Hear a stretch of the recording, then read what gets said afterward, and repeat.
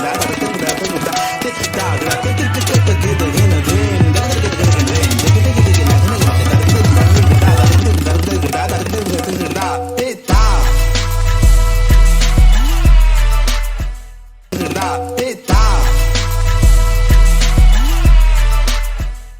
का टॉपिक जो है ये जिस पे हम बैठे हैं, हम वेरी लकी कि हमारे पास जो शुरका हैं वो किसी तारुफ के मोहताज नहीं है। बड़ी रस्मी सी बात है, ज़्यादा टाइम नहीं वेस्ट करते, हम बुलाते हैं जनाब। उर्दू पे काम बहुत किया, उर्दू पढ़ाते भी हैं, बहुत सारी किताबें लिखी, बेसिकली जंग से ताल्लुक़ है इनका। मैंने इनसे यही कहा कि आप हीर को ही ले आते यार, आए ज़रा माहौल अच्छा हो जाता। तो उन्होंने बड़ी अच्छी बात की, उन्होंने कहा भाई हीर ने भी तो आउटसाइडर्स जी को बुलाया था, एक तख्त हज़ारे से आया था और खेड़े वहाँ से आए थे, उसने भी लोकल प्रोड्यूस नहीं पकड़ी थी हीर ने। एनीवेज मैं दावत दूंगा जनाब नासिर अब्बास नैयर साहब को। अब्बास नासिर नैयर साहब आइए। हीर के देश से आए हैं लेकिन उर्दू की खिदमत करते हैं। नेक्स्ट ब्यूटीफुल लेडी, ना सिर्फ ये कि बात करने में दिखने में बल्कि अपनी लिखाई में बहुत अच्छा काम किया, बहुत अच्छा ड्रामा लिखती हैं और आप सब वाकिफ़ हैं इनके नाम से। इनसे ऑफ द रिकॉर्ड बड़ी सारी बातें हुई, हम चाहेंगे कि हम ऑन द रिकॉर्ड भी लेके आए उनको। बी गुल। And last but not the least, a very renowned known name in drama, बहुत बड़ा नाम है ड्रामा टेलीविज़न ड्रामा इंडस्ट्री का, पढ़ाते हैं, नई नस्ल को तैयार भी कर रहे हैं ड्रामा लिखने। और आज का ये टॉपिक बिलखुसूस उसमें उनकी महारत है कि नावल से पर्दा सीमी फिल्म्स तक का सफ़र जो होता है वो कैसे होता है। तो मैं दावत दूंगा हमारे बड़े मोहतरम जनाब असगर नदीम सैयद साहब।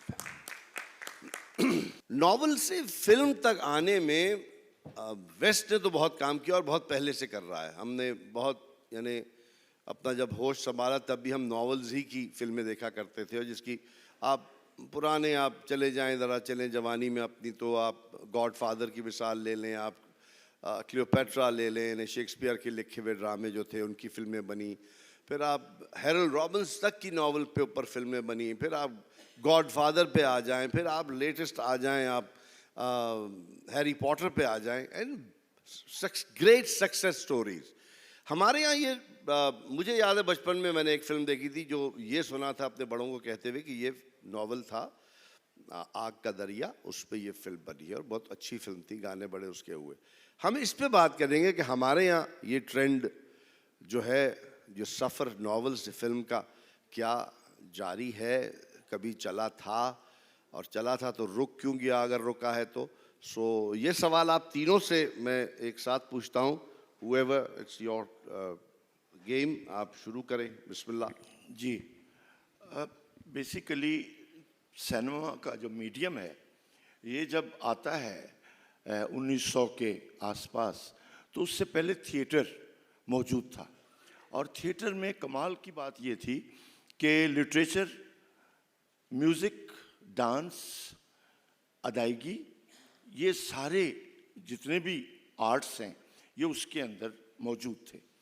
तो सिनेमा ने उसको ओन किया क्योंकि सिनेमा के पास कोई ट्रेडिशन नहीं थी एज सच। तो सिनेमा का जो आगाज़ है, मैं उस पर नहीं जाता, बेसिकली नेशनल सिनेमास थे उस वक्त, यानी French cinema, Russian, German, Italian और ब्रिटिशर, ये लोग थे। इन लोगों ने सबसे पहला काम ये किया कि थिएटर को इन्फ्लुएंस लिया और थिएटर के इन्फ्लुएंस से लिटरेचर पे आए, और लिटरेचर में क्लासिक। अब देखें कि 1800 से पहले जेन ऑस्टन मौजूद है, लिख चुकी है या लिख रही है। उसके बाद जितने भी राइटर्स आए, डिकन्स हो गया, हार्डी हो गया, जितने भी, तो सिनेमा को ये सहूलत मिल गई कि उसको कहानी की तलाश नहीं करनी पड़ी। तो उस वक्त के फिल्म मेकर्स ने कहा गो टू द लाइब्रेरीज। ये था वो पहला जुमला जिसने सिनेमा को एनरिच किया, उसकी एस्थेटिक बनाई, क्योंकि लिटरेचर की ऑलरेडी एस्थेटिक होती है, ऑलरेडी उसका एक आपको मालूम ही है कि वो कितना बड़ा एक्सपीरियंस होता है। तो उस एक्सपीरियंस को उन्होंने अडेप्ट किया। इस तरह सिनेमा बच गया। यानी अगर वो ये सब कुछ उसका आगाज़ ऐसे ना होता तो वो सिनेमा डेवलप नहीं हो सकता था। तो इस तरह एडेप्टेशन की जो हिस्ट्री है वो बड़ी कमाल की है, जिसमें पहले तो क्लासिक आता है, सारा क्लासिक है। उसके बाद फिर आप देखिए कि नोबल लॉरिएट्स बेशुमार हैं, उन सबकी नॉवेल्स पे फिल्में बन चुकी हैं, हेमिंगवे से लेकर काजू इशिगुरु तक, और उसके अलावा भी जो पेस्टरनॉक है, डॉक्टर जिवागो आपके सामने ही है, और उसके साथ साथ passage to India, E.M. Foster, तो ये सब कुछ मौजूद है। तो इस बुनियाद पर सिनेमा को एक ज़िंदगी मिली। और ऐसा नहीं है, बल्कि जेन ऑस्टन के जितने नावल हैं उन पे एक एक बार नहीं फिल्म बनी, दो दो तीन तीन बार फिल्म बनी। इसी तरह डिकन्स के जो ओलिवर ट्विस्ट है वो भी 3 दफ़ा बना।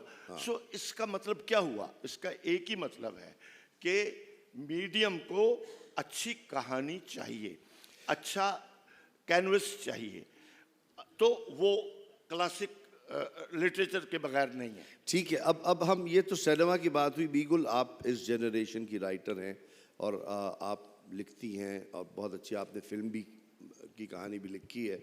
So how do you place novels vis-a-vis television ड्रामे की अगर हम बात करें तो मुझे याद है कि इब्तदाई दौर में तो काफ़ी नॉवेल्स का माखूज़ किया गया ड्रामा। अब क्या हालात हैं? आपका तजुर्बा क्या कहता है और आपका क्या ख्याल है इस बात पे? जी आदाब, थैंक यू खालिद। मुझे ये लगता है कि देखिए, इसकी बहुत एक स्ट्रॉन्ग प्रोडक्शन वाइबिलिटी है to adapt a novel for television in particular.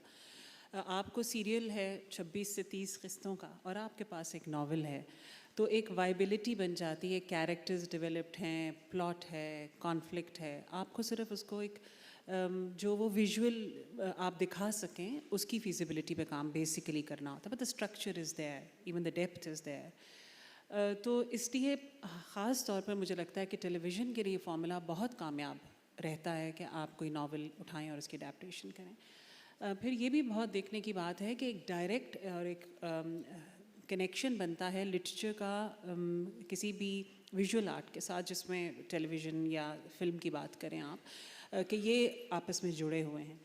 हमारे टेलीविज़न की हिस्ट्री तो मतलब कौन भूल सकता है कि शौकत सिद्दीकी साहब की खुदा की बस्ती, फिर A.R. खातून की शमा, अफशा, शहज़ोरी, अगेन अज़ीम चुग़ताई साहब का नावल जिनको हसीना मोइन ने किया, बहुत से अंग्रेज़ी के नावल राहत ने किए, हम जानते हैं, हसीना Fountainhead, I think the portrait of the lady, ये भी किए। और उसके अलावा बेशुमार हमारे उर्दू के नावल थे जिनको अडेप्ट किया गया। ये जो आपने मुझसे सवाल किया है कि अब हो रहा है कि नहीं, अब यही हो रहा है कि जितने आपको बहुत अगर मैं जितने लोग यहाँ बैठे हैं और उनमें से कोई टेलीविज़न देखते हैं, तो हम सफ़र द ब्लॉकबस्टर बस फ़रत इश्तियाक़ नावल, पहले वो एक नावल की सूरत में आया हम सफ़र। उमैरा अहमद के जितने ब्लॉकबस्टर सीरियल्स सारे के सारे उनके नावल थे, मेरी ज़ात ज़राए बेनशा और अमर बेल और जितने, countless, it's a long list. तो आजकल भी यही हो रहा है। सिर्फ मसला ये हो गया है कि अदब का क्या मेयार है। जिस चीज़ को आप लेकर आ रहे हैं अपनी स्क्रीन पे, अगर वहाँ कुछ मसाइल हैं तो वो फिर आप मसाइल और बढ़ा देते हैं स्क्रीन के ऊपर कि वो नैरेटिव क्या जा रहा है। ठीक ठीक, अच्छा, ये अदब पे चूँकि बात आई तो मैं मूव करूँगा अब्बास नासिर साहब आपकी तरफ। ड्रामा टीवी का आपने देखा होगा, फिल्में भी देखी होंगी हमारे यहाँ जो चलती हैं। जब ये कन्वर्जन आता है from a novel to a script, क्योंकि हमारा तो रोज़मर्रा का काम है, बहैसियत अदाकार स्क्रिप्टें आती हैं और बस अल्लाह माफ़ करे, उनको हम कहते हैं खुदा पे रखिए, अब क्या मजदूरी करनी है, फाड़ा उठाया हुआ है, खड्डा खोदना है, अब नहीं है, ना उसमें ज़बान की निजाबत है, ना उसमें सलासत है, ना उसमें कोई तसलसल नहीं है, बेतुकी चीज़ें होती हैं। So how do you look at that? जब हम एक क्लासिक नावल को लेके, और अच्छा काम बहुत हुआ है, जैसे अभी हुमैरा ने भी मिसालें दी, असगर साहब ने मिसालें दी, सो कितना इम्पोर्टेंट है और कौन उसको अडेप्ट कर सकता है? हर किसी की बस की बात तो है नहीं ना। अब ये एक जो नौमश्क राइटर होता है, जो बिल्कुल उसने कहा मैं लिखता हूँ, ऐसे बहुत सारे लोग हमें मिलते हैं, उन्होंने कहा मैं बहुत अच्छा लिखता हूँ, तो हम पूछते हैं वो कैसे पता, कहते मेरी अम्मी ने कहा था, तो बहुत अच्छी बात है। तो वो उस लेवल तक उसको आप कैसे काउंटर करेंगे? आप तदरीस, दर्स व तदरीस से भी ताल्लुक़ है आपका, तो what do you have to say about that, जो लॉस ऑफ क्वालिटी हो जाता है, कंटेंट ट्रांसफॉर्मेशन में हो जाता है ना, एक रंग से आप दूसरे पे रंग चढ़ाते हैं, तो वो how do you counter that, उसको कैसे आप देखेंगे? बिस्मिल्लाहिर्रहमानिर्रहीम। बहुत शुक्रिया खालिद अनम साहब। पहले तो आपने मेरे तारुफ में कहा कि मैं झंग से आया हूँ, वहाँ भी आपने कहा अथर लॉन्ज में कि हीर भी क्यों ले आते, तो मैंने उसका जवाब तो आपको दे दिया था। लेकिन उसी से एक जुड़ी हुई बात ये है कि जब ये फिल्म हीर रांझा आई तो हमें पता चला बाकी बहुत सी फिल्में जंग उस वक्त 3 सिनेमा होते थे, तो उनमें वो बहुत सी नई नई फिल्में आती थी, लेकिन हीर रांझा को कभी भी जंग में दिखाने की इजाज़त नहीं दी गई जब तक सिनेमा रहा है।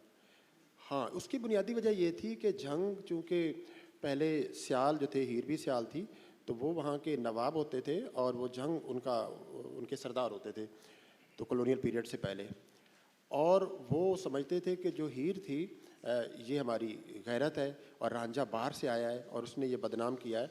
तो उन्होंने बाद में फिर और ये सब यहाँ तक नहीं रही, फिर उन्होंने जंग की एक तारीख़ लिखवाई। एक बिलाल ज़ुबैरी वहाँ के मौरख़ थे, उन्होंने जंग की तारीख़ लिखी और उसमें उन्होंने सारी कहानी को बदल दिया।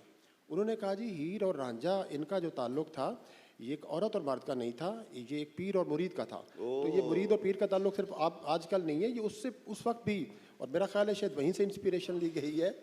और वो कहा कि ये जो रांझा था उनका मुरीद था और उनके पास तख्त हज़ारे से आया करता था, और फिर वो मज़ार बनाया हुआ है, तो उसमें भी एक करामत वाबस्ता की गई है कि उसका ऊपर वाला हिस्सा जो गुंबद है आधा काटा हुआ है, तो कहा जाता है कि वो नेक आदमी है, उन पर बारिश नहीं होती।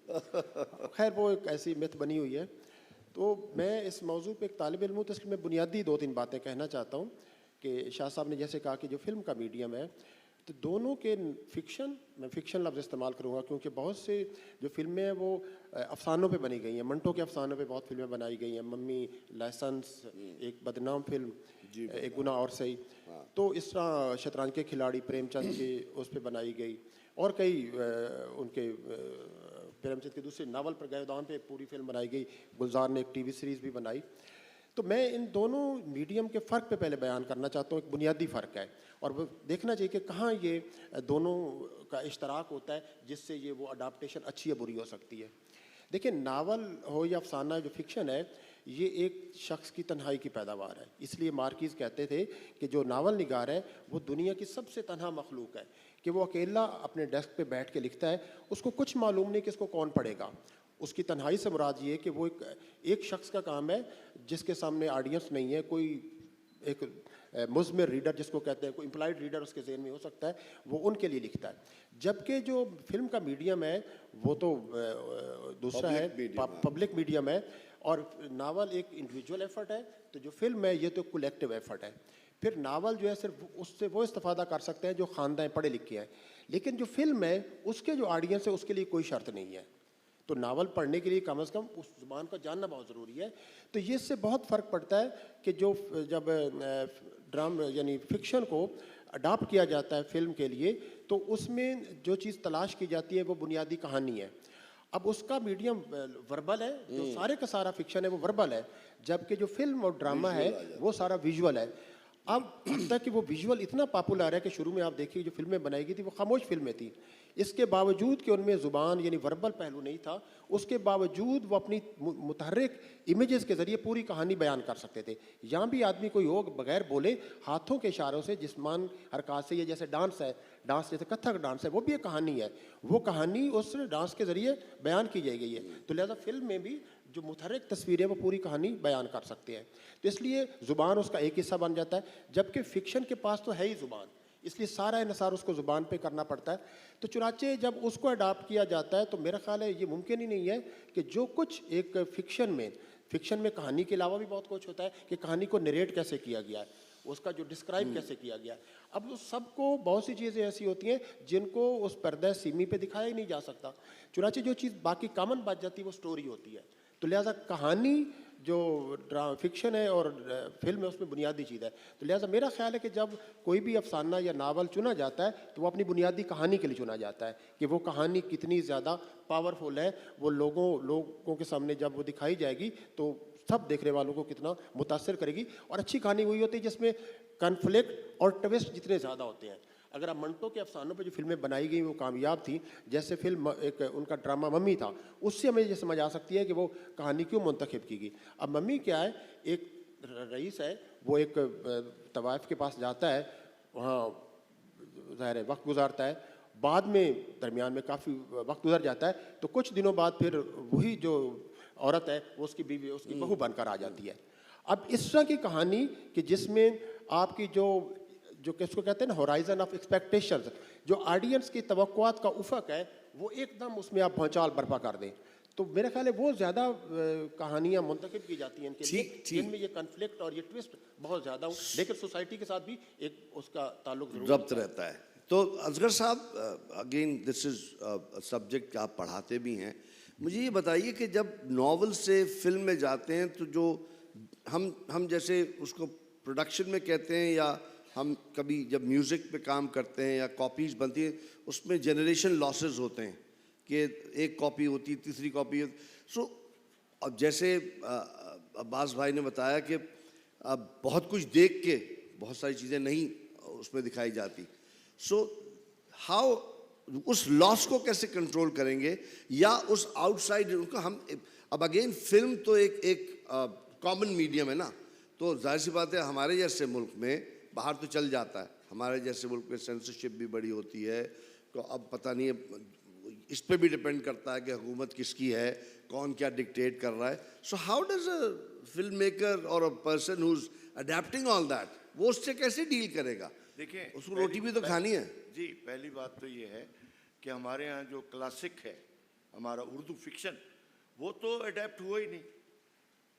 कुर्रतुल ऐन हैदर के पास मैं जानता हूँ कुछ लोग जाते रहे कि वो इजाज़त दे दें, उन्होंने इजाज़त नहीं दी। क्यों? कि उनका ये ख्याल था कि जो मेरा नावल है ये तो 1000 साल तक पढ़ा जाएगा या पढ़ा जा सकता है, फिल्म में उसका जो कंटेंट है वो महदूद हो जाएगा, महदूद मीनिंग तक आएगा, उससे आगे नहीं जा सकेगा। मार्केज ने इजाज़त नहीं दी 100 Years ऑफ सॉलिट्यूड को अपने वक्त में, इसलिए कि उसने कहा कि ये 100 years है तो आप कैसे रिड्यूस करोगे। तो उन्होंने कहा कि ओके, आप हमें दूसरा नावल दे दें। तो उन्होंने love in the time of cholera, फिर उसको उन्होंने अडेप्ट किया कि उसका कैनवस और था। और अब 100 Years ऑफ सॉलिट्यूड अब सीजन्स में आ रहा है, उसके सीजन्स बन रहे हैं, इसलिए कि उसका कैनवस ऐसा है। सो जो आपका सवाल है वो ये है कि नावल जो है वो है रीडर का मीडियम, रीडर का, और वो है ऑडियंस का। जो बात इन्होंने की ठीक की। अब उसमें ये है कि समटाइम्स 20 सफ़े हैं नावल के, जो नरेशन है, जो फिलोसॉफिकल कोई डिबेट है, वो स्क्रीन पे नहीं आ सकती या उसके लिए मुश्किल है। तो इसलिए वो एक शॉट है, उसके 12 सफ़े फिल्म का एक शॉट है जिसमें पूरा लुकेल जो है वो उसमें आ रहा है, जिसकी नरेशन उसने 12 सफ़े में की है। एक बात। दूसरा ये है कि कभी भी एडेप्टेशन जो है वो ट्रू टू द टेक्स्ट नहीं होती। पहली बात तो ये है, उसके कई मेयार हैं। मसलन एक है लूज एडेप्टेशन, लूज में वही बात है, सिर्फ कहानी, बाकी एलिमेंट नहीं है। इसी तरह इंस्पायर्ड है तो वो इंस्पिरेशन है, फिर है बेस्ड ऑन। तो ये डिफरेंट कैटेगरीज हैं जिसमें एडेप्टेशन आती है। अब इसमें एक अहम बात यह है कि एक नॉवलिस्ट है, वो एक जुमला लिखता है कि गमसान का रन पड़ा या समंदर में टाइटैनिक आ रहा है, उसका कोई खर्चा नहीं हुआ। इस एक सेंटेंस को फिल्म में लाने के लिए $1 बिलियन चाहिए। सो इस बात को वो अच्छी तरह जानते थे कि हम किस नावल को लेंगे और कैसे लेंगे। मसलन पैस्तरनाक का जब डॉक्टर जवागो आया तो उसमें तो पूरा इनकलाब है। फिर लॉरेंस ऑफ अरेबिया नावल तो नहीं है, लेकिन लॉरेंस के डायरीज हैं, उसको जब डेविड लीन ने किया तो उसमें पूरा अरब है, Passage to Arab India world जैसी थी, है, हाँ, ठीक है। पैसेज टू इंडिया में तो फिर भी एक लोकेशन है, मालाबार हिल्स, ठीक है।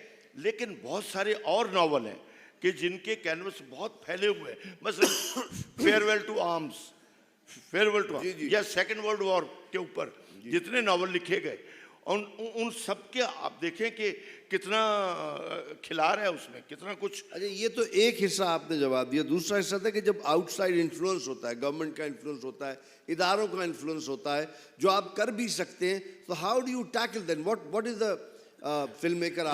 देखें जो गवर्नमेंट का इन्फ्लुएंस आपके मुल्क तक है, जो इंटरनेशनल सिनेमा है, हम तो अपने मुल्क की बात कर रहे हैं। उसके ऊपर ये लागू नहीं होता। वो ओपन है कि क्या इंटरप्रेट करना है, क्या कमेंट करना है, कैसे करना है। पॉलिटिकल सिनेमा खुद एक बहुत बड़ा सब्जेक्ट है, और नाजी जर्मनी से लेकर और इटली के फाशिस्ट मुल्क तक, ये और रशिया, ये सारा पॉलिटिकल सिनेमा बहुत बड़ा है। थिएटर और, और सिनेमा और, दोनों और बहुत फिर थिएटर ब्रेख्त तक जो है आपको पता है कि वो आ चुका है। सो मेरा पॉइंट ये है कि अगर हम दुनिया को देखें तो हम उसमें नहीं आते, सीधी अच्छा, बात है। अगेन अभी बी गुल से बात यही हो रही थी, और बहुत पर्टिनेंट बी गुल ने एक नुक्ता उठाया। मैं भी ये महसूस करता हूँ, जो फिल्म मेकर्स होते हैं, सरमद हो गया, आप हो गई, हमारी फिल्में बाहर चली जाती हैं, एग्जीबिशन में लग जाती है, लेकिन यहाँ चलाने की इजाज़त नहीं होती। तो वो हाउ डू, क्या करें उसका? मतलब ये उर्दू फिल्म है, यहाँ पाकिस्तानी ने बनाई है, पाकिस्तानियों के लिए बनाई है, वो बाहर से अवार्ड लेके आ जाती है और यहाँ कहते हैं आप नहीं चला सकते, तो वो क्या करेंगे उसका? जी, बहुत अहम बात है। कुछ आपने दूसरा हिस्सा असगर साहब से अब मैंने आप पे छोड़ा वो आप यहीं से, मैंने इसलिए इधर फेंका था कि आप वहाँ से उधर ले जाएं। देखिए, जो भी आपका अदब होता है या लिटरेचर होता है, वो एक पहला रिफ्लेक्शन है आपकी सोसाइटी का। जो कुछ आपकी माशरे में हो रहा है, उसको एक हसास लिखने वाला अपने कलम के ज़रिए लिखता है, उसके ऊपर बात करता है। वो एक पॉलिटिकल व्यू है किसी भी समझदार और हसास लिखने वाले का, जो उसको दिखाई दे रहा है कि हमारे यहाँ अगर कोई ज़्यादती हो रही है या नहीं हो रही है, जो भी, वो उसकी अक्कासी करता है अपने नावल के ज़रिए। अब स्क्रीन के पास, और स्पेशली मैं बार बार ये कहती हूँ कि हमारे यहाँ, हमारे मुल्क में पाकिस्तान टेलीविज़न की ये स्क्रीन बेहद अहम है, इसलिए कि हमारी फ़िल्म इंडस्ट्री तो आपको दिखाई नहीं देती, और ना ही वो उसको अपने पैरों पर खड़े होने दिया गया। लेकिन टेलीविज़न की एक तो reach, if I am not wrong, more than 50% लोग जो हैं वो टेलीविज़न अपने घर में देखते हैं, एक फैमिली एंटरटेनमेंट के तौर पे देखते हैं, यानी कि आपका एक बराह रास्त राब्ता आपकी आवाम से जुड़ता है। जो कुछ आप उनको एंटरटेनमेंट के नाम पर दिखा रहे हैं, उसका वो असर भी लेते हैं, और वो एक डायलॉग है जो इस्टेब्लिश होता है। अब ये कनेक्शन बड़ा ही ज़रूरी है, देखने वाले के लिए भी और लिखने वाले के लिए भी। आपने जो बात की कि फ़िल्में वहाँ चली जाती हैं, यहाँ अभी रिसेंटली एक मेरी शॉर्ट फिल्म कान के फाइनल तक पहुँच गई। ओके, पहुँच गई, मुझे सबने कहा बहुत मुबारक की बात है, मगर आप यकीन कीजिए ये बेहद तकलीफ़ की बात है कि अगर आप वो फ़िल्म नहीं देख सकते, क्योंकि मैंने तो हमारी कहानी लिखी है, मैं तो आपसे बात करना चाह रही हूँ, जो मेरा नाज़िर है, जो यहाँ बैठा है।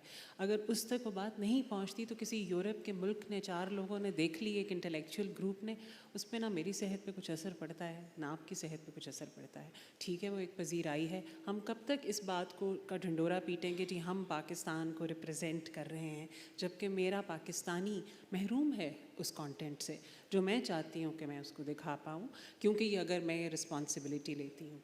इसलिए यही काम पाकिस्तान टेलीविज़न के साथ भी हुआ, और एक सिस्टमैटिक तरीके से हुआ। जैसी जैसी हुकूमतें रहीं, जो जो उनके एजेंडाज थे, वही नैरेटिव्स बयान किए गए टेलीविज़न एंटरटेनमेंट के थ्रू। वही नैरेटिव उन्हीं लिखने वालों को प्रमोट किया गया। किश्वर आपा बैठी हैं, इनसे बेहतर कोई नहीं जान सकता कौन से लिखारियों को किस वक्त प्रमोट किया गया, क्यों किया गया। पेट्रियार्कल इंडोर्समेंट थ्रू नावल्स की गई, और लिखने वाली ख़वातीन थीं जिन्होंने नावल्स को लिखा। मैं अभी असगर साहब से जब बात करी थी तो मुझसे कहते छोड़ो तुम ये बात ना करो। मैंने कहा नहीं, आज तो हम ये बात करेंगे कि अडेप्टेशंस करवाई गई हैं कुछ नावल्स की, जो कि मेयारी अदब नहीं था, जिसको टेलीविज़न पर जाना नहीं चाहिए था, और बजाय ये कि आप उनको अवॉइड करेंगे, चलें भाई नॉवल तो कोई 4 लोग उठा के पढ़ेंगे ना, आप नेशनल टेलीविज़न की स्क्रीन पर लेकर जा रहे हैं, उसकी ऑडियंस को, उसकी व्यूअरशिप को बढ़ा रहे हैं, यानी कि आप ये मैसेज देना चाह रहे हैं। और फिर उस पे ब्लैकमेल किया जाना कि आपकी नौकरी ख़त्म कर देंगे, आप फिर नज़र नहीं आएंगे। तो प्लीज़ असगर साहब बताइए। मैं बता देता हूँ। ये मार्शल का जब दौर शुरू हुआ ज़ियाउल हक का, तो मेरा कोई एक आध प्ले, हमारा इतना मार्शल लॉ रहा है कि हमें समझ ही नहीं आता कि कभी नॉर्मल दौर भी था। मैं बता देता हूँ। अभी भी वही है। अच्छा, अब मैं लिखना मुझे नहीं आता था, अभी एक आध मेरा प्ले आया था, तो जनरल मुजीब उस वक्त थे टेलीविज़न के सब करता धरता, उनकी तरफ से एक नावल आया बुशरा रहमान का। मैं नहीं चाहता था जिक्र हो, अब वो दुनिया में नहीं है, लेकिन चलें एक मिसाल दी है बी गुल ने, तो मैं उसका बता देता हूँ। अब उस वक्त कोई भी राइटर उसको अडेप्ट करने को तैयार नहीं था। क्यों हो? इसलिए कि वो नावल था ही नहीं, वो शहीद फिल्म की कॉपी थी, घटिया किस्म की। तो उन्होंने देखा ये नया लिखने वाला है, तो इसको फंसाते हैं। मोहम्मद निसार हुसैन ने बंदे भेजे मेरे घर कि आप ज़रा आएँ। मैं गया, नावल, मैंने कहा जी मैंने नहीं करना, साफ साफ, इसलिए कि मैं उनको राइटर मानते ही नहीं था। भाई अगर कराना है तो फिर ढंग का, चले खुदाइजा मस्तूर का आंगन कर देता हूँ अगर आपको ये। उनका ये मसला है ही नहीं, ये ऊपर से ज़ियाउल हक का हुक्म है कि इस बीबी का नावल करना है। वो उनके ताल्लुकात थे या होंगे, मुझे इससे क्या। किस्सा मुख्तसर, मैंने वाज़े तौर पर इनकार किया, तो खड़े हो गए मोहम्मद निसार हुसैन, मुझे आज तक याद है। उनका ओके, आज के बाद टेलीविज़न के दरवाजे आप पे बंद हैं। फिर मुझे स्क्रिप्ट एडिटर पकड़ के ले गया, जो इंतज़ार हुसैन का क्लास फेलो था मेरिट में, यूनुस मंसूर, वो मुझे ले गया, कहने लगा खुदा के लिए हम फंसे हुए हैं, तुम जो शराइत रखोगे हम तैयार हैं। तो मैंने 2 शर्तें रखी। एक तो ये कि वो उस बीबी का फ़ोन मुझे नहीं आएगा जब तक ये चलेगा। नंबर 2, आप नहीं पूछेंगे कि मैंने क्या किया इसके साथ। तो मेरा पॉइंट ऑफ व्यू ये था कि उसमें से जो स्टोरी का स्केल्टन है, मैं चलो वो ले लूँ और मैं व्यूअर के लिए उसको काबिल कबूल बना लूँ। तो इस तरह वो 18 किस्तों पर वो चला। थैंक यू उसकर साहब, शुक्रिया। इन्होंने कहा डांटा मुझे बहुत, मेरे कान खींचेंगे बाद में। लेकिन हिना बयात साहब यहाँ तशरीफ रखती हैं। Yeah, you like to acknowledge her presence. And Thanks. not only acknowledge, I want to say that when I started my career and my first ever television serial was based on, now this is the point to say, was based on Arundhati Roy's God of Small Things. तलखियाँ उसका नाम था। हिना ने जैसा उसमें काम किया उसकी मिसाल नहीं मिलती। और साहिर लुधियानवी साहब की, क्योंकि हमने तलखियाँ में से उसकी लिरिक्स लेकर उसको किया, तो हमने उसका टाइटल भी तलखियाँ दिया था। और ये बात जो कह रहे हैं कि उस ज़माने में बड़ा, चले वो माशाल्लाह फिर भी मुझे समझ में आता है, जो हम सफ़र करते चले आ रहे हैं। तलखियाँ जब हमने बनाया था, उसके बाद हिना बहुत बेहतर तरीके से जानती हैं उसकी प्रोडक्शन कितनी चैलेंजिंग थी। और जब हम उसको बेचने के लिए निकले थे हमारे प्रोड्यूसर, तो किस कदर तकलीफ़ का सामना हुआ। और मुझसे जब मैंने वो स्क्रिप्ट लिख के खालिद अहमद साहब ने उसको डायरेक्ट किया था, तो उनको भेजी, तो उन्होंने एक एपिसोड पढ़ने के बाद मुझे फ़ोन किया और बहुत डांटा कि आप क्या समझती हैं कि ये यूरोपियन सिनेमा है जिसमें आप ये इस किस्म की तहरीर आपने मुझे लिख कर भेज दी, कहाँ चलेगा भाई। तो मैंने कहा आपको कैसा लगा? कहेंगे लगा तो बहुत अच्छा। तो मैंने कहा चलें बनाते हैं। तो वो बना। एक इंडिपेंडेंट प्रोड्यूसर थे जो बेचारे उसके बाद सर्वाइव ही नहीं कर पाए, बहुत मार पड़ी। और कहीं जाकर किसी तरह से एक बहुत प्रोमिनेंट उस वक्त का वो एंटरटेनमेंट चैनल नहीं था जिसके ऊपर उसे रन किया गया, उसको मार्केट नहीं करने दिया गया, उसको एडवर्टाइज़ नहीं करने दिया गया, क्योंकि कहीं ना कहीं बहुत खौफ है, बहुत इनसिक्योरिटी है कि हम कोई सवाल ना छोड़ जाएं, हम कहीं सोचने पे ना अपने देखने वाले को मजबूर कर दें, वो कहीं सोच ना ले, उसको सोचना ना आ जाए। सही बात। तो वो है ना, stood like a rock behind that project. इनका बहुत, मैं इनके एहसानमंद हूँ, इनके काम की भी और इसके साथ भी। शमीन भी थी उसमें और कमाल का इन लोगों ने काम किया था। दूसरा नावल जो मैंने अडॉप्ट किया वो that adaptation was Munshi Premchand का एक नावल निर्मला। दिलारा के नाम से किया अगेन उसके ऊपर, क्योंकि एक बहुत बारीक एक लाइन थी जो कि एक्सेप्टेबल हमारे यहाँ के सेंसरशिप बोर्ड को नहीं है, तो बड़ी ही मुश्किल और तगोदिल से फिर एक गुमनाम से चैनल के ऊपर उसको रन किया गया। अगेन उसको एडवर्टाइज़ नहीं किया गया, उसको रैप अप कर दिया गया। रिसेंटली एक और मैंने सीरियल लिखा जो कि अडेप्टेशन नहीं थी, एक ट्रू स्टोरी है, बस ट्रू स्टोरी से वो माखूज़ है, मगर ओरिजिनल स्क्रिप्ट है। उस पर भी बहुत बहुत मसाइल का सामना रहा। आखिरी वक्त तक ये फ़ोन आते रहे कि इसको हम बैन कर देंगे। उसका नाम वर्किंग विमेन था, उन्होंने कहा इसका टाइटल बदल दें। तो मैंने कहा कि क्यों? तो कहने लगे भाई ये कोई ड्रामा जैसा नाम नहीं है। तो मैंने कहा कि अच्छा फिर विमेन का तो मैं औरतें कर दूं और मैं उसके साथ फिर जो लफ्ज़ लगाऊंगी वो फिर मुझे लगाने दीजिएगा। तो and you never get to hear a term working man. Working it's man तो मैंने always कभी नहीं working सुना, women, it's always working women. तो खैर बहरहाल वो टाइटल तो गया सब कुछ, लेकिन उसमें भी बहुत हमें बहुत बहुत ऑपोजिशन का सामना। जी जी जी मैं जो अच्छी मिसालें हैं वो देना चाहता हूँ। जी। पीटीवी ने कुछ अच्छे काम जाहिर किए हैं, क्यों नहीं किए। उसमें जो अडेप्टेशन में अब्दुल्ला हुसैन का नशेब, क्या बात। वो हुआ, ट्रू टू टेक्स्ट था बिल्कुल। और उसमें तो एक औरत की एक साइकी है और फिलॉसफी भी है उसमें, वो बड़े अच्छे तरीके से हुआ। कासमी कहानी के जो अहमद नदीम कासमी के, उसमें एक अफसाना मैंने भी किया था, सबने किए थे मिला के। तो मेरे हिस्से में अल्हम्दुलिल्लाह उनका एक अफसाना है, एक मौलवी की ज़िंदगी है। अच्छा, वो बहुत सेंसिटिव अफसाना था और कासमी साहब ने ख़ास कहा था कि ये उससे कराएं, क्योंकि मैं उस वक्त प्रैक्टिस में आ चुका था और काफ़ी मेरा काम आ चुका था। तो खैर उसको किया। तो इस तरह की कुछ वाक़यात ऐसे हैं जो पीटीवी ने इस तरह के काम किए और अच्छे किए। इसी तरह शेज़ोरी शुरू का है, वो तो शुरू का है।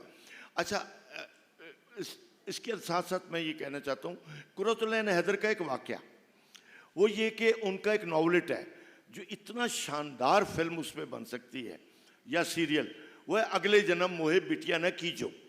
वो बहुत कमाल का नॉवलेट है। तो एक साहब मेरे पास आए कि जी मैं इजाज़त ले आया हूँ एनियापा से और आप ये स्क्रिप्ट है मेरा, आप इसको जियो या किसी के ज़रिए से करा दें। मैंने कहा इजाज़तनामा दिखाओ, क्योंकि मुझे यकीन नहीं आया। अब वो इजाज़तनामा मैं पढ़ रहा हूँ, उस पर क्या लिखा हुआ है? उस पर लिखा हुआ है कि इन साहब को मैं ये नॉवलेट टेलीविज़न के लिए अडेप्ट करने की इजाज़त देती हूँ, लेकिन एक शर्त है कि जब ये बना लेंगे पहले मुझे दिखाएंगे, मैंने अगर उसको सूटेबल समझा या सही समझा तो इजाज़त दूंगी। मैंने कहा ये इजाज़तनामा नहीं है, ये तो हाँ। कौन लाखों रुपया लगाएगा और फिर वो रिजेक्ट होगा। तो इस तरह के वाक़यात, मसला पता है क्या है, शतरंज के खिलाड़ी जब हुआ जी। तो उस वक्त प्रेमचंद तो मौजूद नहीं थे, ठीक है ना, कॉपीराइट भी नहीं था। इसकी सारी कहानी जावेद सदीकी ने अपने मजमून में लिखी है कि किस तरह वो, उनका भी पहला चांस था कि उसको अडेप्ट करना है। सत्यजीत रे को उर्दू तो आती नहीं थी, ना वो बोल सकते थे ना पढ़ सकते थे, तो शमा जैदी को और जावेद को इकट्ठा किया गया। ये लिखते थे, सुनाते थे और इस तरह वो ओके करते थे। और वो फिल्म आपने देखी होगी, बहुत आला बनी है। तो इसी तरह एक चादर मैली सी बेदी का, और बेदी तो उस वक्त थे, मौजूद थे जब उस पे उन्होंने इजाजत दी। मुट्ठी भर चावल डिट्टो कॉपी है उस फिल्म की डिट्टो, यानी फ्रेम टू फ्रेम। हम डिट्टो उसको कहते हैं जो फ्रेम टू फ्रेम कॉपी होती है। अच्छा, अब उसके अंदर आपको पता है कि कलभूषण खरबिंदा था और हेमा मालिनी थी। क्या कास्ट थी वो, और किस तरीके से उस नॉवलेट को, उसकी रूह को कैसे स्क्रीन पे वो लाया है। हाँ, तो घूम फिर के बात यही आती है ना अब्बास साहब, मैं आपके पास आऊँगा कि ये जब तब्दीलियाँ आती हैं जो आउटसाइड, आप लिखते हैं, आपकी बेतहाशा किताबें आपने लिखी, उर्दू अदब पे भी लिखी हैं और कहानियाँ भी हैं और सारी पढ़ाते भी हैं। क्या आपके स्टूडेंट्स, आप जब पढ़ा रहे होते हैं तो ये नहीं आपको लगता कि अब मैं तो प्रीच कर रहा हूँ कि जाना और तहलका मचा देना और बस धमाके कर देना, और आउटसाइड वर्ल्ड के लिए उनको आप कैसे प्रिपेयर करते हैं कि जाओगे तो बेटा यहाँ पे भी रोकेगा, यहाँ पे भी रोकेगा, यहाँ पे भी रोकेगा, यहाँ पे भी रोकेगा। सो एक यंग स्टूडेंट आता है, वो पढ़ के निकलता है, वो करना चाहता है, लेकिन उसके कितनी रुकावटें। Do you prepare a child for that also? कुछ ऐसी बातें हैं। बिफोर यू प्रोसीड, मैं एक हिना बयात के ताल्लुक से बात ज़रूर करूँगा। मेरी इनकी शनासाई बहुत वो पुरानी है, लेकिन ये one of the very few artist हैं जो स्क्रिप्ट के ऊपर स्टैंड ले लेती हैं। अगर ये देखती हैं कि ये एक बिलो द बेल्ट बात है या ये दुरुस्त बात नहीं है, तो ये स्टैंड लेती हैं और ये उसको चेंज करवाती हैं। She is so true to her conviction and I love you for that. मैं एक ट्रिब्यूट देना चाहता हूँ, है ना। इन्होंने मेरा एक सीरियल किया बलूचिस्तान के पस मंज़र में, बहुत ख़तरनाक था, जिसमें ख़वातीन को जिंदा दफन किया गया था। रिसेंट हिस्ट्री है। इन्होंने बाई चॉइस वो रोल किया कि मुझे ये करना है। Thank you. थैंक यू जी। अब्बास साहब, सॉरी आपको बीच पे रोकना पड़ा। मेरा ख्याल है हम जिस ज़माने में रह रहे हैं, इसको हम समझते हैं कि ये सबसे मुश्किल ज़माना है, लेकिन ये मुश्किलात तो मेरा ख्याल है पहले से चली आ रही है। और अगर हम उस फिल्म के सफ़र पे देखें और नावल फिक्शन और फिल्म के, तो उसमें एक चीज़ जो हमें नज़र आती है, जिसकी आप कमी नज़र आती है, कि शुरू में जो फिल्म लिखने वाले थे और फिल्मी शायरी तक लिखने वाले थे, वो उर्दू अदीब ज़्यादातर थे। बस राजेंद्र सिंह बेंदी खुद करते रहे, इसमें चुगताई उसमें शामिल रही, ख्वाजा अहमद अब्बास। मैं एक सेकेंड, असगर साहब की फ़्लाइट है, चूँकि मैं शुक्रिया अदा करूँगा, बहुत बहुत शुक्रिया। He has to leave. Thank you sir. Hina, can I request you to please join us for, आप लोग बताएंगे हिना बयात को बुलाया जाए।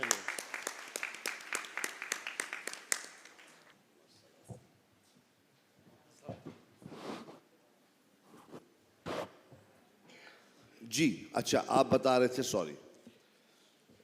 तो मेरे ख्याल है मुश्किल वक्त तो उस वक्त भी था। मैं एक जगह पढ़ रहा था कि मंटो ने लिखा है कि जब दूसरी आलमी जंग चल रही थी, तो उस वक्त जो इंडियन सिनेमा था उस वक्त बम्बई में, तो उन्हें ये हिदायत आती थी कि आपने हिटलर के ख़िलाफ़ फिल्में बनानी है।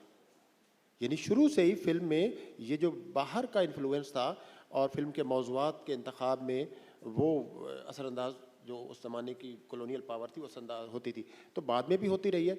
लेकिन उस ज़माने में जो अदीब थे वो रास्ता निकाल लेते थे। मैं अब भी ये समझता हूँ कि मैं अगर छोटा मोटा अदीब हूँ, मुझे किसी भी मौजू पे अगर कुछ लिखना है तो ज़ुबान में उसके इजहार के कई पैराए होते हैं।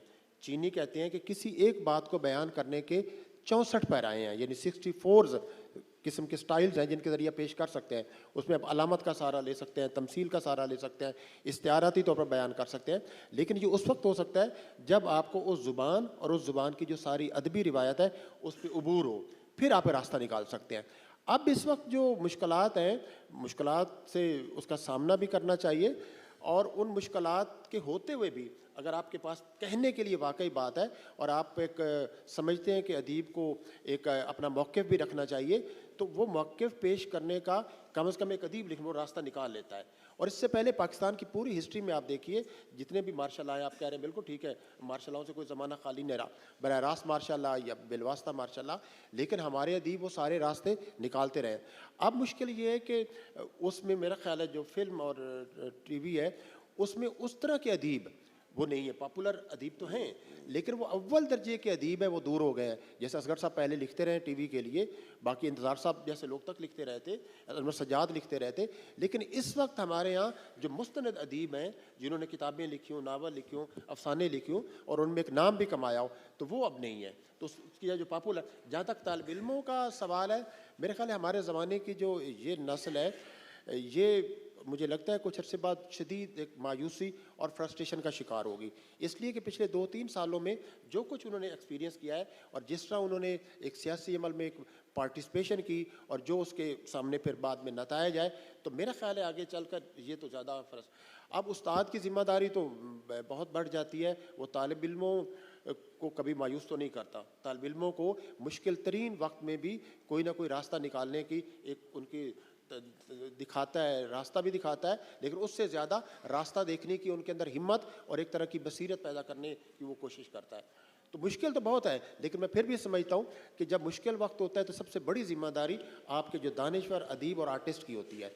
लेकिन अलमिया ये है कि हमारे ज़माने में जो अदीब, आर्टिस्ट और दानिश्वर हैं, वो जो पहले जिम्मेदारी पिछले मुश्किल औकात में ज़ाहिर करते रहे हैं, और ज़ाहिर कुर्बानियाँ भी देनी पड़ती हैं, तो वो जो कुर्बानी देने का तसव्वुर था वो अब बहुत कम नज़र आता है। उसकी जगह दूसरी चीज़ों ने ले ली है, इससे एक बहुत फ़र्क पड़ा है। जहाँ ये आवाज़ फोर्सफुली उठानी चाहिए थी, जहाँ ज़्यादा बोलना चाहिए था, वहाँ में वो कम बोलता नज़र आता है या खामोश नज़र आता है। अच्छा, शुक्रिया। है ना, आप तो बोलती हैं, हमेशा से ही बोलती हैं, जब टीवी पे नहीं थी तब भी बोलती थी और अब भी बोलती हैं।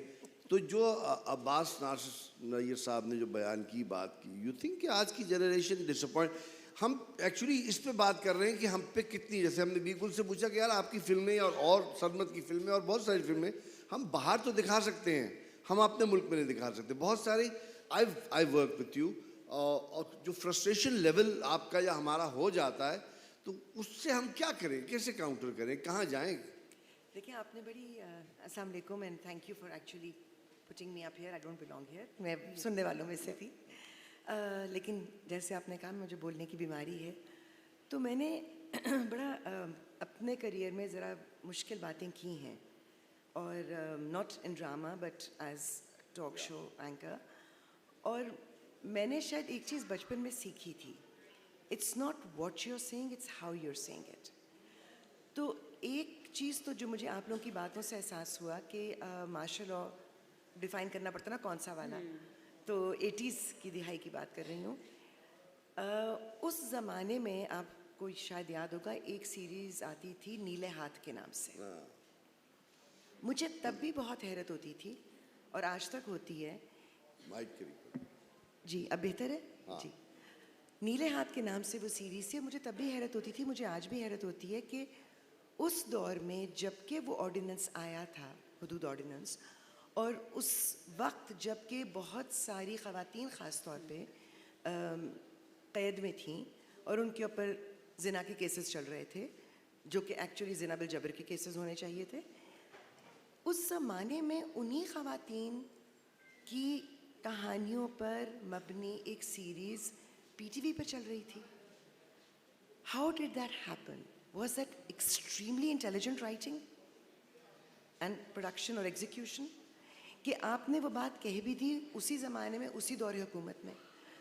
तो बीगुल ने अभी जिक्र किया तलखियाँ का, नाम तलखियाँ है और सबसे मीठी यादें मेरे ख्याल में मेरी उस प्रोजेक्ट से वाबस्ता हैं।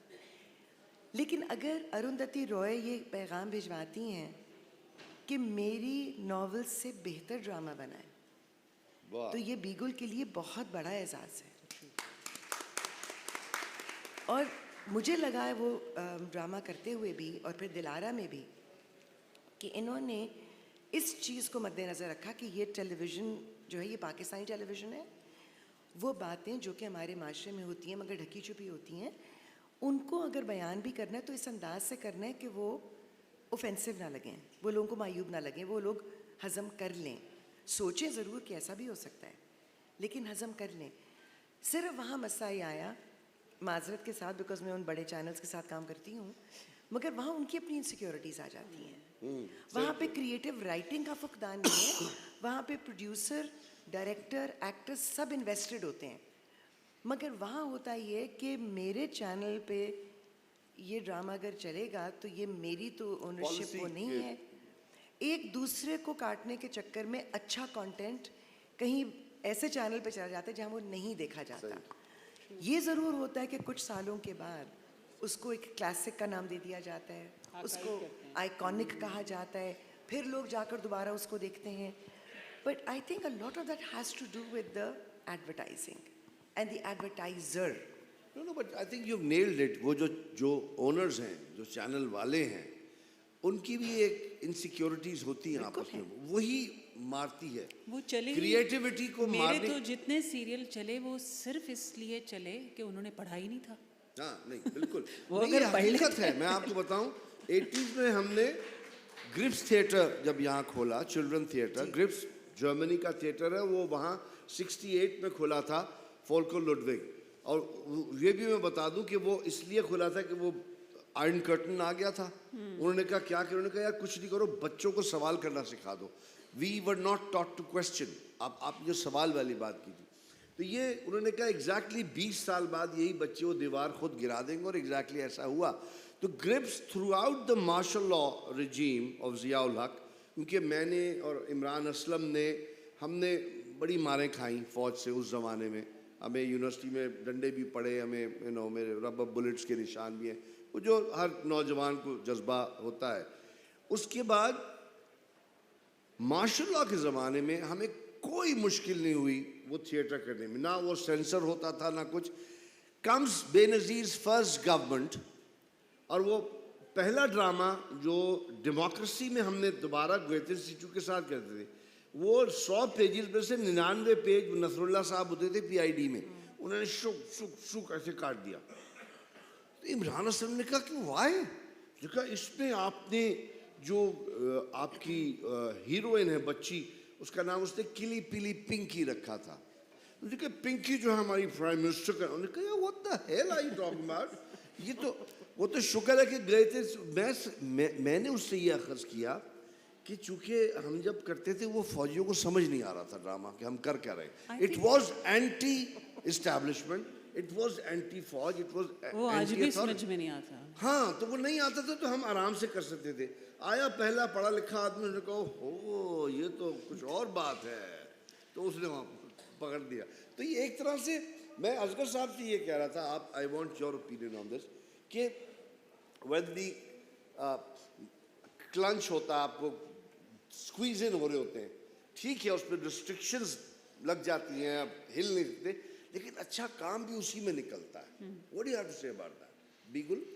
जी आई टोटली एग्री कि उसमें क्योंकि एक रेजिलियंस तो है ना एज एन आर्टिस्ट आपके पास। और आप जो बात करें उस दौर में, ज़्यादा दौर में, जैसे इन्होंने भी कहा बहुत बड़े बड़े काम हुए थिएटर में, म्यूज़िक में, डांस में और पोइट्री में ये लोग बैठे हैं, और ये सब गुनाहगार औरतें जिन्होंने हरकतें की, इनको इजाज़त थी। आज मैं वर्किंग वुमेन टाइटल नहीं रख सकती, उस वक्त इनकी नज़में देखें कहाँ थी। तो शायद कंडीशनिंग हो गई है इतने सालों में हमारी कि हम मार्शल आर्ट ही हैं फॉर एवर, जहनी तौर या पर। माशाल्लाह है या मार्शल लॉ। हाँ, और जहनी तौर पर भी हम बिल्कुल कंडीशनड हैं कि हमें ये शायद ये नहीं करना, इसकी तो शायद हमें इजाज़त नहीं मिलेगी। वो हमारा ये तो automatic censorship जी आ जी गई जी ना, वो एक पड़ोस मुल्क, और पड़ोस सेल्फ मुल्क। सेंसरिंग इतनी ज़्यादा है। लिखते हुए आप अगर ये इस चीज़ का हर वक्त ध्यान रहे कि ये सेंसर ना हो जाए, ये सेंसर ना हो जाए, तो वो तो वहीं कॉम्प्रोमाइज़ आपकी चीज़ होनी शुरू रहती है। और एक और बात जैसे आपने नईर साहब से कही थी कि स्टूडेंट्स के हवाले से आपने बात की थी। मैं कुछ अरसे से national college of arts Lahore में फ़िल्म के डिपार्टमेंट से मुंसलिक हूँ, और मैं बार बार ये कहती हूँ कि मैं पढ़ाती नहीं हूँ, हम इकट्ठा बैठ के सोचने की सिर्फ कोशिश करते हैं। नोबडी कैन टीच फिल्म और स्क्रिप्ट और ड्रामा टू एनीबडी। मैं किसी को लिखना तो नहीं सिखा सकती, ये तो नहीं बात, लेकिन हम सिर्फ बातचीत करते हैं। तो उसमें आप यकीन मानिए कि हर साल उनकी जो फाइनल थीसिस फिल्म्स हैं, इससे पहले मैं ज़ैबिस्ट और इकरा में भी पढ़ा रही थी, वो इतनी शानदार होती हैं, इतनी शानदार हैं वो फिल्में। और वो वन मैन शो है, एक ही स्टूडेंट है जिसने फिल्म लिखी है, प्रोड्यूस की है, डायरेक्ट की है, एडिट की है। वो ऐसी फिल्में हैं कि वो किसी भी ईरानियन फिल्म की कंपटीशन में जाके किरसामी की फ़िल्म के साथ आप रख सकते हैं। मैं बग़ैर किसी तामुल के ये बात कह सकती हूँ। वो चंद फिल्में हर साल ऐसी निकलती हैं। तो जब वो ऐसी फिल्में बना रहे होते हैं, तो जो आपका सवाल था कि मैं अगर उनको यूरोपियन सिनेमा का एक्सपोजर देकर पाकिस्तानी इंडस्ट्री में धकेल रही हूँ, तो मैं उनके साथ एक बड़ी ज़्यादती कर रही हूँ। तो उसमें से जितने गैर मेयारी स्क्रिप्ट्स होते हैं, तो मैं उनसे कहती हूँ कि तुम बहुत कामयाब रहोगे और तुम इस लाइन पे लगे रहो, क्योंकि तुम्हें अगर पैसा कमाना है तो तुम्हारी स्क्रिप्ट की डिमांड बाहर है। और इस दफ़ा जब उनका फाइनल थीसिस था, तो उस पर जब मुझसे उन्होंने कहा कि इनसे कुछ बातचीत करें, तो अकबर इलाहाबादी साहब का एक शेर मैंने उनसे कहा कि मुझे रहम आता है देखकर तेरा हाल अकबर नौहगर, तुझे वो भी चाहे खुदा करे कि तू जिसका आशिक ज़ार है। वाह वाह वाह। क्योंकि जो पैशन एज फिल्म मेकर उनके अंदर है, फिल्म इंडस्ट्री को उनसे वो मोहब्बत नहीं है, ना ही उनको वो कंटेंट चाहिए। तो एक रियलिटी चेक उनको देना होता है कि ज़रा बिलो द स्टैंडर्ड चीज़ जो तुम लिख रहे हो, मैं तो उनको चैनल्स के नाम दे के बताती हूँ, वहाँ तुम हाँ, हिट हो, वहाँ मिल जाएगा, बहुत तुम वहाँ अच्छा। हिट हो जाओगे।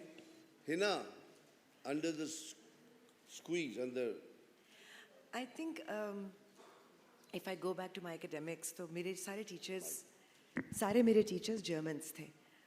तो मुझे हमेशा लगता था कि वो इतना प्रेशर डालते थे हम पर काम करने का और फिर एक वो सर्टन स्टैंडर्ड अचीव करने का। तो once I remember I told my programme director, मैंने कहा mister Hauser, why do you put so much pressure on us? He said because you as a nation work best under pressure. तो वो मुझे उनकी बात कभी भूली नहीं कि शायद क्रिएटिव प्रोसेस सबसे बड़ा चैलेंज उसका यही होता है, और शायद एक क्रिएटिव इंसान के लिए सबसे बड़ा आउटलेट यही होता है कि वो अपनी क्रिएटिविटी की बिना पर मुश्किल से मुश्किल चीज़ों को संभाल लेता है, वो उसमें रास्ता बना लेता है। सो अब जो मुझे लोग कहते हैं कि आप किताबें पढ़ती, मैंने कहा पढ़ती थी, क्योंकि अब मैं सिर्फ बुरे स्क्रिप्ट्स पढ़ती हूँ। मतलब हौसले का काम है, लेकिन वो पढ़ने के बाद ही इंसान ना कह सकता है, पढ़े बगैर ना कहना भी मुश्किल है। वो शुक्र है पढ़ने को मिल जाता है, हमें तो वो भी नहीं मिलता कई वरना वो दफा। भी नहीं मिलता। तो अब मसला ये होता है कि आप ये तो कह रहे हैं कि जी अच्छा ड्रामा नहीं बन रहा, उसका बिल्डिंग ब्लॉक नहीं है। अच्छा राइटर कहाँ से आएगा? अच्छा राइटर वहीं से आएगा जहाँ से आप उसको स्पेस देंगे। सो मुझे बहुत दुख होता है क्योंकि एक चैनल का मैं नाम नहीं लूँगी, but one of the top 3 at one time the top, हाँ, we know। तो उन्होंने एक ड्रामा हमने किया जिसका नाम था ऑन ज़ारा। वो चैनल ने कमीशन किया। एक लाइट हार्टेड मगर बहुत डेप्थ रखने वाला स्क्रिप्ट था और एग्जीक्यूशन भी उसकी, लेकिन बीच ड्रामे में द चैनल पुल्ड बैक। तो एकदम से जब आपके पैसे ख़त्म हो जाते हैं ना, तो फिर काम नहीं होता। बिल्कुल। तो लेकिन वो चीज़ इतनी कमाल की थी कि मैंने डायरेक्टर से कहा कि खुद ही प्रोड्यूस कर लो। ना पैसे कहाँ से लाऊं, मेरे पास नहीं है। आप सोचें कि हम एक्टर्स का ये काम नहीं था, मगर हमने कोशिश ये की कि जनरेटर वाले को भी जाकर मैंने कहा भाई आप मुझे जानते हैं जी, मैं कहा मैं कसम खा के कह रही हूँ मैं आपके पैसे दे दूँगी, अभी जनरेटर मत लेकर जाए। वो ड्रामा बना और बाद में हमें उन्हीं के मुंह से निकल गया मेरे सामने एक दफ़ा कि ये हमसे मिस हो गया, हमसे गलती हो गई, क्योंकि वो पहला ड्रामा था जो ऑफिशियली जी ज़िंदगी पर चला इंडिया में, and it made history for Pakistan. उन्होंने कहा हमसे गलती हो गई कि हमने छोड़ दिया। मैंने कहा क्यों छोड़ दिया आपने? कि वो इतना अच्छा था, हमने शुरू का उसका कुछ काम जब रिकॉर्ड होकर आ रहा था तो हमने सोचा कि ये तो एक प्राइवेट प्रोडक्शन है, तो हम अगर करें हमारे तो ड्रामे बैठ जाएंगे इसके आगे, हमारे इन हाउस जो हैं। सो उन्होंने they let go of a fantastic project हाँ, for the wrong reasons। For the wrong reasons. तो आप जो बात कह रहे थे ना कि लोग पढ़े लिखे नहीं हैं या अब पढ़े लिखे हैं तो वो समझ आते हैं, फौजियों को समझ नहीं आती, मगर मुझे लगता है कि it is not about being पढ़ा लिखा। ये जो हमारी एक अनहेल्थी कंपटीशन है ना, सिर्फ एक रैट रेस है कि लोगों को बस वो खिलाए जाओ और पैसे बनाए जाओ और खिलाए जाओ और बनाए जाओ। It's like junk food, it's like junk food. तो वहाँ पर मुझे सिर्फ उम्मीद एक ही नज़र आती है कि चलें कम सही, मगर आज नैपा भी है, NCA में भी काम हो रहा है, इंडस वैली में भी हो रहा है, इवन कराची यूनिवर्सिटी की मीडिया साइंसेस का एक डिपार्टमेंट है, तो ज़ियाउद्दीन यूनिवर्सिटी का भी है, आर्ट्स काउंसिल भी बड़ा आर्ट्स काउंसिल भी काम कर रहा है। तो मुझे उम्मीद यही है कि जिस तरह पाकिस्तान की सियासत को नौजवानों से उम्मीद है, तो मुझे यही उम्मीद है कि ये नौजवान अगर इस तरह के LF के सेशंस में भी आएंगे और इन जगहों पर जाएंगे तो कहीं ना कहीं अच्छे राइटर निकलेंगे। वंडरफुल, इंशाल्लाह। अच्छा जी, हम आते हैं Q&A की तरफ। किसी ने कुछ पूछना हो हिना से, नासिर साहब से, बी गुल से? जी जी, ये माइक दीजिए आप। ये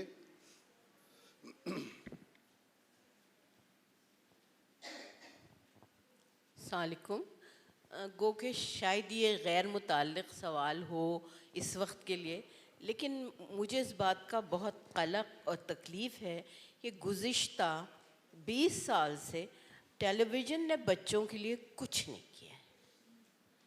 तो मैं इस सिलसिले में आप सबसे पूछना चाहती हूँ कि इसकी क्या वजूहात हैं?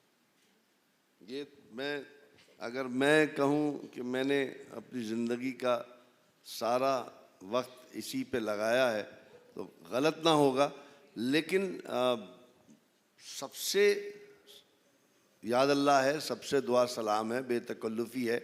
लेकिन जब भी उनसे ये कहा है कि मैं यहाँ तक मैंने कह दिया कि मैं मुफ्त में कर लूँगा, आप मुझे वो वक्त दे दीजिए, 1 घंटा आप हफ्ते का दे दीजिए रोज़। क्योंकि जब इंडस टेलीविज़न था, अल्लाह सेहत दे गज़नफ़र को, जो उसके बहुत सारी नेगेटिव बातें भी होंगी, लेकिन इसमें वो बादशाह था कि उससे कहा था ये लो 3 घंटे तुम्हारे पास हैं दिन के, लाइव करो। सो और वो पैसा भी, ये भी मैं नहीं मानता जो कोई कहता है ना कि वो पैसा नहीं बनाता, ये गलत बात है। आप बनाना नहीं चाह रहे, ठीक है ना। अच्छा, जब हमने अगर हम कुछ कहते, एक ये भी एक हो गया है ना, हमारे पास अजीब अजीब डिपार्टमेंट्स बन गए। जो जियो में जब मैं था, कंटेंट हेड था चिल्ड्रन उसका, सो सडनली वो मैं जानता था कि यूनिलीवर में एक साहब थे जो डालडा घी बेचते थे, तो उन्होंने कहा हमने नया डिपार्टमेंट बनाया है जो पीडी डिपार्टमेंट है, प्रोडक्ट डेवलपमेंट। और मैंने कहा अच्छी बात है, चले। आई थॉट कि कोई होगा जो ड्रामा हमसे बेहतर जानता होगा या किया होगा। सो उसको मैंने देखा, मैंने कहा हैं तुम यहाँ क्या कर रहे हो? जो मैं I am head of PD. तो मैंने कहा तुम तो घी बेचो, तुम ये ड्रामा क्या जानते हो? और तुम तनकीद करोगे, तुम मुझे बताओगे कि कंटेंट सही नहीं है। I said sorry and I had a very major row with the channel. अब ये क्यों नहीं करते ये मुझे नहीं पता। दुनिया में हर जगह होता है बच्चों का काम। It's a gold, they want to do it, you can do it. Then I will hand over to you guys. एक चीज़ यहाँ मेंशन करना चाहूँगी कि उस ज़माने में मैं भी जियो में ही थी, तो मैंने भी ये कहा कि मैं अपना एक शो तो कर रही हूँ, जो भी कर रही हूँ, लेकिन आप लोग अगर चाहेंगे, इनसे मैंने जाकर ये हेड कर रहे थे, I am willing to give my time free because we need to work on children. और जो पीडी डिपार्टमेंट की उन्होंने बात की, उनको मैंने इनफैक्ट ये चीज़ पिच की थी कि देखें, आपका हर वक्त रोना होता है एडवर्टाइज़र का, एडवर्टाइज़र नहीं है, पैसा नहीं है। आप देखें कि इस वक्त टेलीविज़न पे कितने प्रोडक्ट्स हैं जो बच्चों के लिए एडवर्टाइज होती हैं, चाहे वो पैम्पर्स हो, चाहे वो दूध हो, चाहे वो कन्फेक्शनरी हो, आइसक्रीम हो, आप बिस्किट्स, मतलब इट्स रिडिकुलस कि कितनी चीज़ें आप बच्चों के लिए पिच कर रहे होते हैं। कैसे एडवर्टाइज़र नहीं देगा आपको एडवर्टाइजमेंट अगर आप बच्चों की प्रोग्रामिंग करेंगे? मुझे इसका जवाब नहीं मिला। I don't understand. या तो मेरी कंस्पिरेसी थियरीज ये कहती हैं कि आप, जैसे हमने एक भरमार की थी मॉर्निंग शोज़ की, कि घर बैठी खातून को इतना मेंटली डिबेस कर दो कि वो बच्चों को कोई तरबियत देने के काबिल ना रहे। बिल्कुल यही है। तो उसी तरह शायद आप चाह नहीं रहे कि बच्चों को वो नशोनुमा मिले जो उनकी जहन की जलाओ। क्या हुआ था उसमें, ये होता था कि वो एडवर्टाइजर जो, चूंकि पहले वो सेंट्रलाइज थी एडवर्टाइजिंग, यानी हमें जो इंटरनेशनल बजट्स आते थे पाकिस्तान को आते थे, फिर उन्होंने रीजन बना दिया, वो हिंदुस्तान में चले गए, तो वहाँ से वो कहते थे कि ये कार्टून फिल्म है, ये लगा लें, आपको इश्तिहार मिल जाएगा। सो वो जानबूझ के, जैसे मैं समझता हूँ हमारी म्यूज़िक इंडस्ट्री ख़त्म की गई। हाँ, नहीं हुआ, किसी चैनल में कोई काम नहीं होता। जब तक इंडस था तो होता था, अब नहीं होता। बीगुल बताइए, आपने कभी सोचा कि बच्चों के लिए कुछ ऐसा लिख दिया जाए, कर दिया जाए?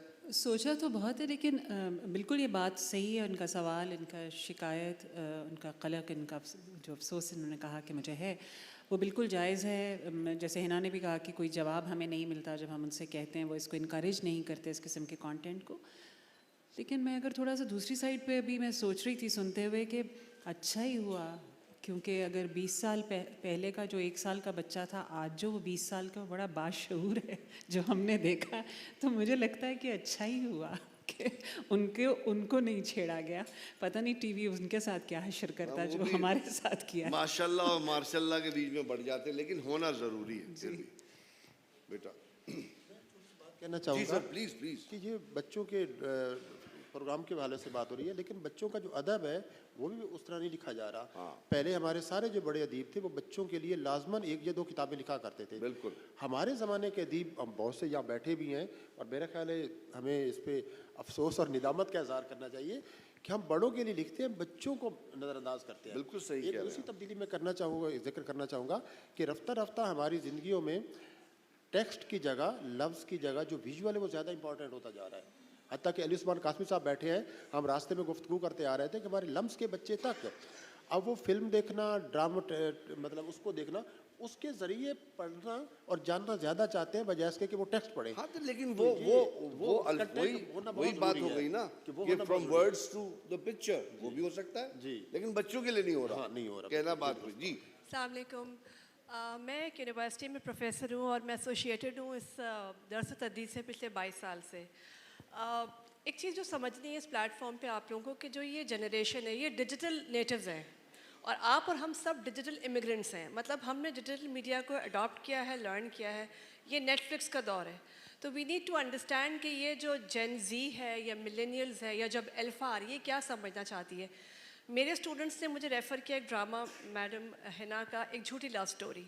Ma'am that's a very good drama, you must watch it, very relevant. अच्छा मैंने वो देखा क्योंकि बच्चों के साथ इंटरेक्शन रहती है, इतनी बातचीत रहती है, तो क्लास में पढ़ाने के अलावा मार्केटिंग की प्रोफेसर हूँ, उसके अलावा भी उनकी चीज़ें करनी पड़ती हैं।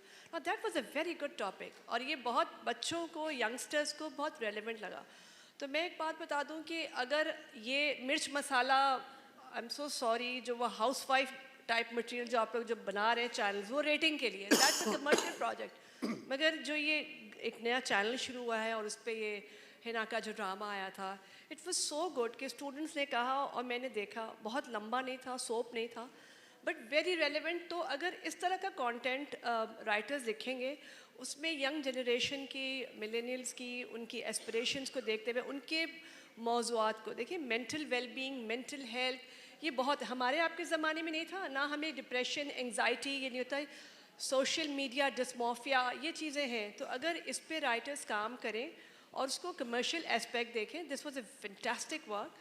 और बल्कि मैं चाहूँगी हिना को अपनी यूनिवर्सिटी इनवाइट करूँ और स्टूडेंट से बात करें। I mean you guys should come forward और इस पर अपना रोल करें प्लीज़। Thank you. हाँ please show. Thank you so much for the appreciation. It is a beautiful drama. लेकिन यहाँ मैं वजाहत कर दूँ कि वो जिस चैनल का नाम भी शायद हमें नहीं फिर लेना चाहिए वाली बात हो जाती है कि उसके पीछे कौन है, मगर वो ड्रामा उस चैनल का नहीं है। ये ड्रामा एक्चुअली एक वेब सीरीज़ थी जो Z5 के लिए बनी थी और Z5 पे 5 साल पहले चला भी है। इसको अब उन्होंने ख़रीद कर, उनका बड़ा एहसान कि उन्होंने दोबारा पाकिस्तानी ऑडियंस को दिखा दिया कि Z5 तो बैन हो गया पाकिस्तान। तो ये अगेन एक अलमिया है कि सरहद पार के लोग जो हैं वो हमसे अच्छा कंटेंट बनवाते हैं क्योंकि वो ये कंटेंट बना नहीं सकते, लेकिन अनफॉर्चुनेटली वो हमारे यहाँ ही नहीं दिखाया जाता। ये तो किस्मत खुल गई कि वो नज़र आ गया। But I will come whenever you want me to. Thank you very much जी। मैं बहुत बहुत ममनून और मशकूर हूँ। नासिर साहब आपका, बास बीगुल, असगर साहब चले गए, Hina, thank you so much, शुक्रिया जनाब।